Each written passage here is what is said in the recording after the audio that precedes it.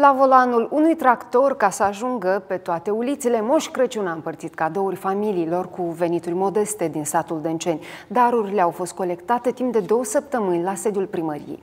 Ca feria sărbătorii să ajungă la cât mai multă lume, în această acțiune de caritate s-a implicat și diaspora.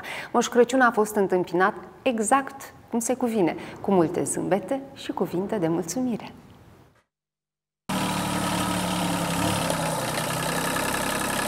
Când a aflat că Moș Crăciun e pe lângă casa sa, Cătălin, un băiețel de 3 ani, abia de reușit să-și pună căciula pe cap. De emoții i-a zbugit afară doar în ciorapi. Câte anișori? 1, 2, 3? 1, 2, 3, 6, 1. La ce vrei să-ți aducă moșul? Mașini. Pe lângă el, familia Grecu mai are 3 copii. Părinții recunosc că trăiesc destul de greu, singura sursă de venit fiind salariul de 3.000 de lei al tatălui. Moș Crăciun le-a adus și o cutie cu jucării de brad. Jucării, mămic, jucării, dar brăduți noi n-avem, mămic. Hai să ne stăruiem să cumpărăm și un brăduț, poate, deci nu știu. Care știe și înțelege, e foarte greu. Și reparație, și construim, și greu, foarte greu. Iar pe acești copii i-am surprins în timp ce se jucau în ogradă. Cel mai mare băiat, Ruslan, a mers în acest an în clasa 3-a și este cel care are grijă de treburile casei. Aduce apă de la fântână, cară lemne și asta pentru că ambii părinți au dizabilități locomotorii. Dar ce vrei să devii când crești mare? Polițist. Pe cine vrei să aperi? Tata, pe mama. Imediat ce cutiile cu dulciuri au ajuns în brațele lor, copiii au început să le mănânce chiar cu mâinile nespălate. Dacă avem, dacă este zile când nu avem, îi înțeleg lucrul ăsta și nu cer, adică să le dăm. Cum și la școală, dacă avem, le dăm dimineața câte 5 lei, dacă nu, nu. Dar anul ăsta, cum chin cumva, am ieșit din situație, că a ieșit la piață așa cu piciorul, dar cu nuca noi ne-am ocupat.